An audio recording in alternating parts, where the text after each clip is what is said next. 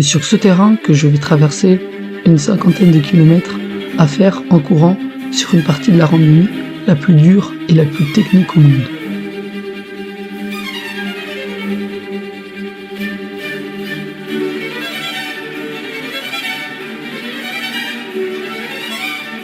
Une entorse.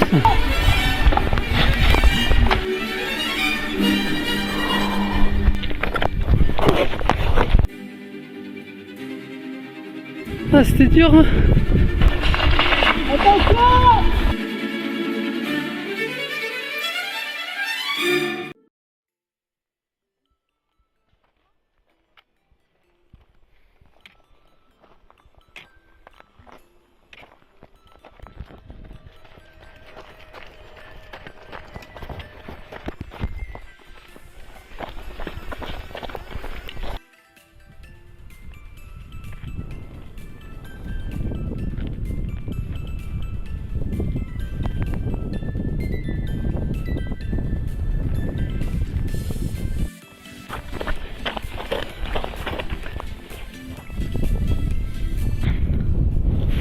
Donc là on est juste avant l'ascension du Monte Cinto.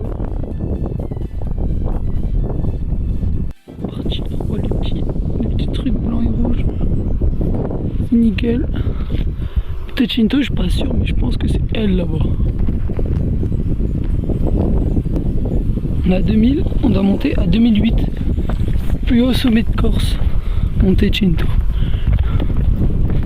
Chèvre!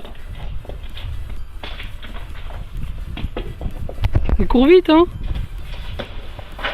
Oh, c'est impressionnant.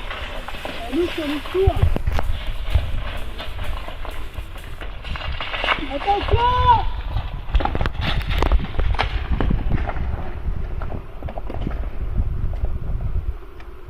C'est bon, ils ont pas roulé jusqu'à la truc.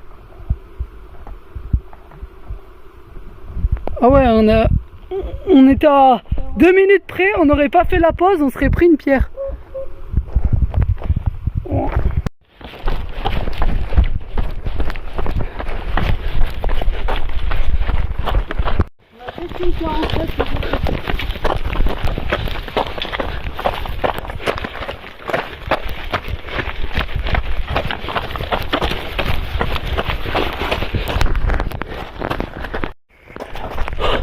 Ok, bientôt arrivé à Tiguet, Tiguetu en français.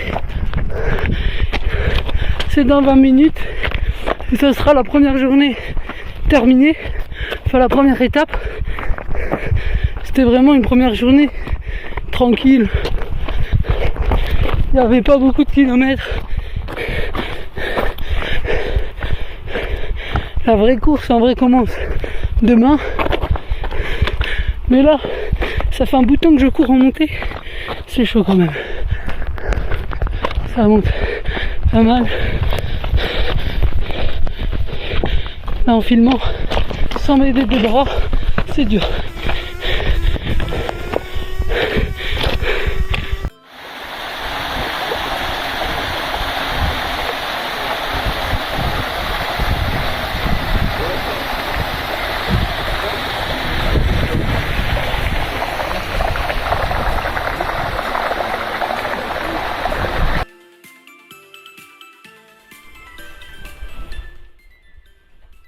La première journée d'introduction est terminée et nous entamons, après un réveil à 5 h du matin, la vraie première journée avec 1500 mètres de dénivelé positif.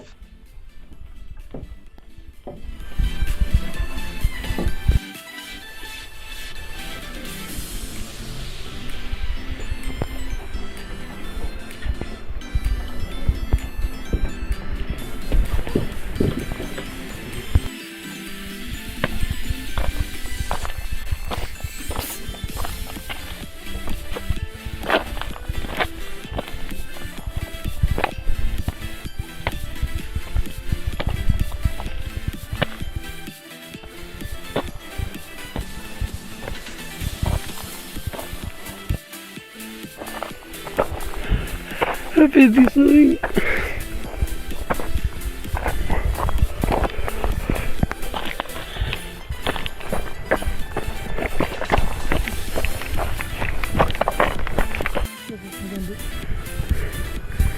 Hein?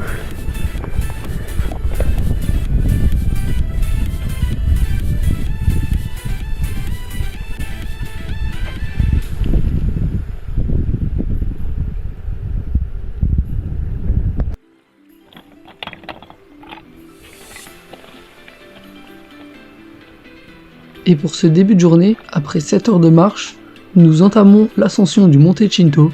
C'est une déviation du GR20 plus dure faite pour les alpinistes.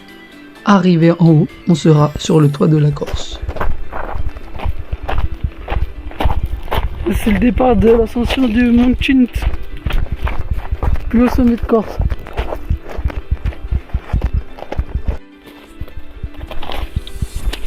Changement de balisage.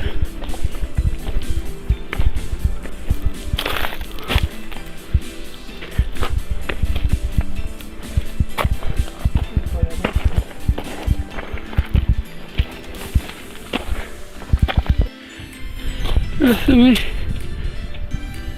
pas très loin de nous.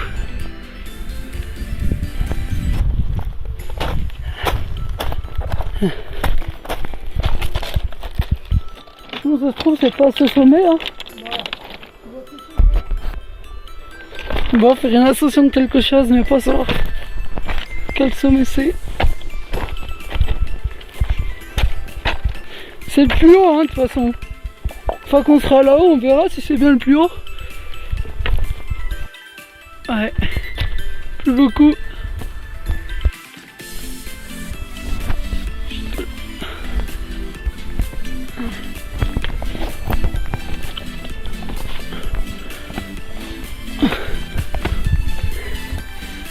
C'est raide.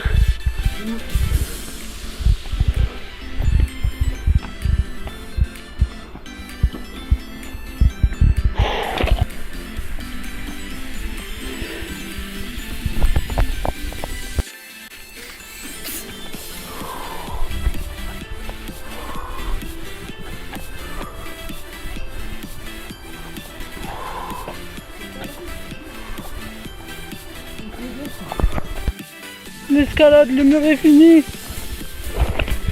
Le sommet est dans 5 mètres. Oh.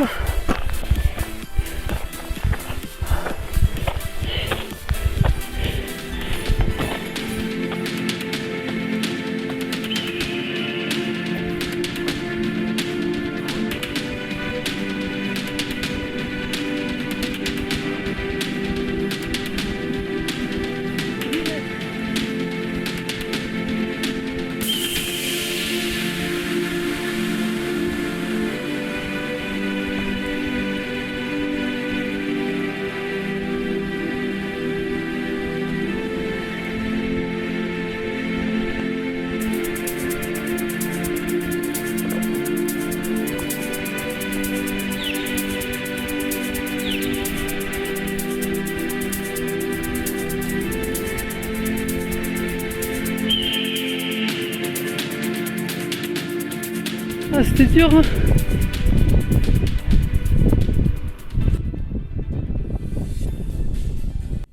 Ouh, il y a de la neige.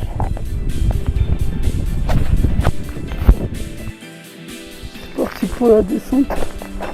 Le moment le plus dangereux. C'est quoi cette descente? C'est du ski.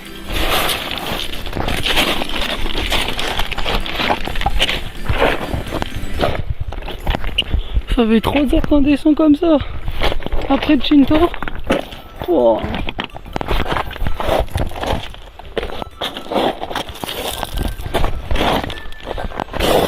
Il y a eu des chutes.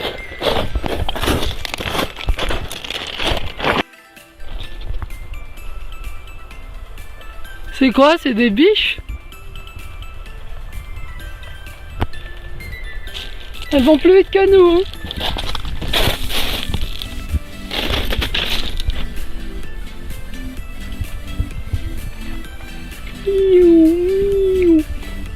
Le tout petit Jornet là.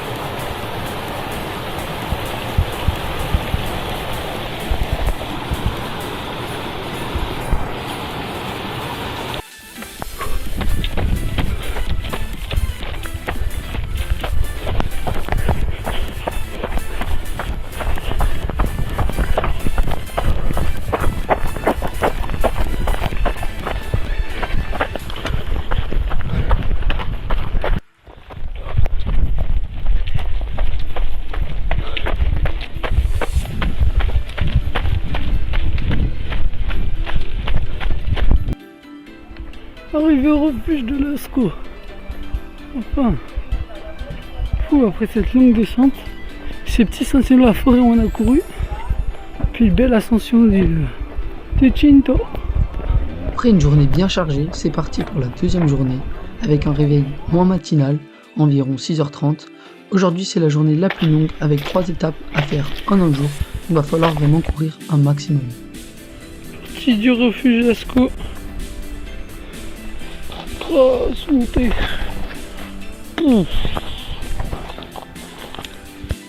Ah, je suis pas bien là.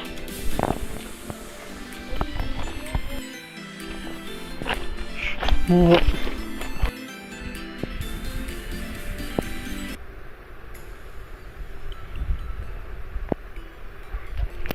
Let's go.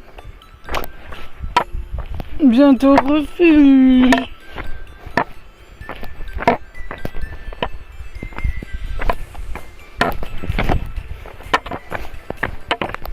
C'est parti pour le pont. Vas-y, là.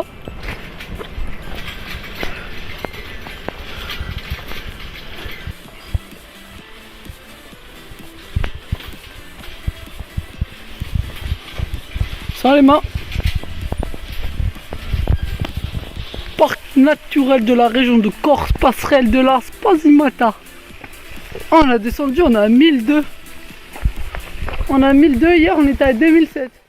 Et oui, on a fait pas mal de dénivelés négatifs, et maintenant nous sommes dans un refuge. On va y rester 2 minutes, pas le temps de s'arrêter durant cette journée.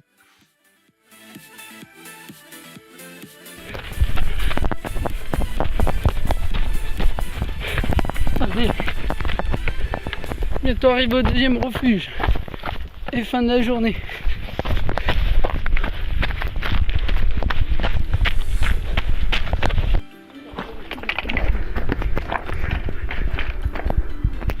Tu t'arrêtes.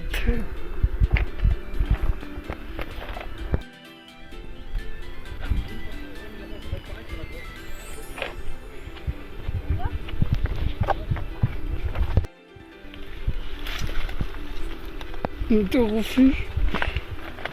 Petite cascade. Et technique pour ramasser l'eau des cascades. Petite gourde. Petite flasque, avec des cailloux dessus, et bon, elle reste là, et au fur et à mesure elle commence à se remplir. Parce qu'il n'y a pas un débit. Et bon. Il fait chaud, on n'a plus d'eau, c'est pour ça qu'on a fait ça. Au cas où on va pas la boire, mais au cas où on crève d'eau, on va ça.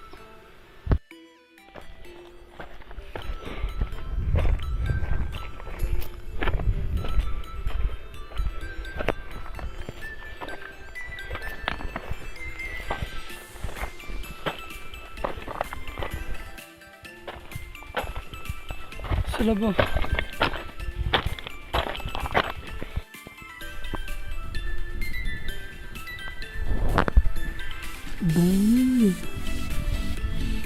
Bon. Et enfin arrivé au refuge avec une super lune des prunes, plus que demain où la journée sera beaucoup plus courte, seulement 10 km assez roulant, départ de la tente à 6h.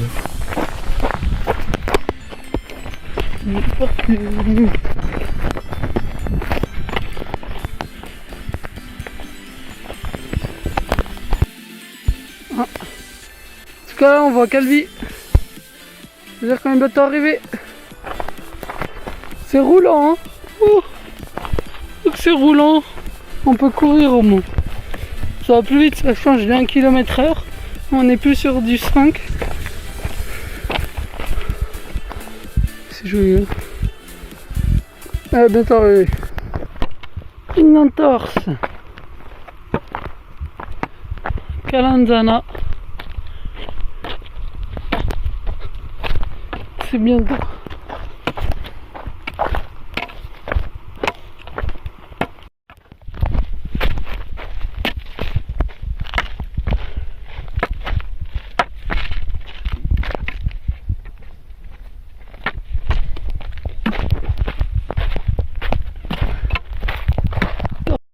C'est la fin.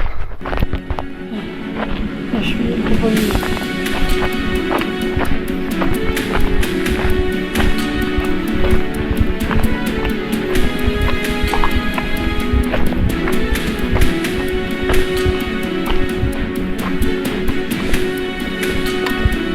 Encore là.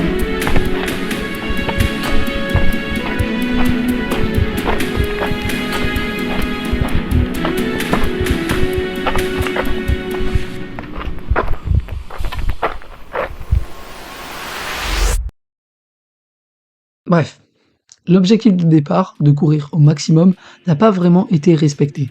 Mon corps n'est pas assez résistant pour pouvoir courir aussi longtemps, le démontre ma cheville. Sur cette aventure, je me suis pris une énorme claque sur la technicité du parcours. C'est pas pour rien que c'est la randonnée la plus dure au monde. Mais j'en tire aussi que c'était une super expérience avec mon père, sur laquelle j'ai beaucoup appris sur moi et mon corps, qui m'a permis de sortir de ma zone de confort pendant ces quelques jours et de prendre de l'expérience. Je vous dis au revoir et à bientôt pour de nouvelles aventures.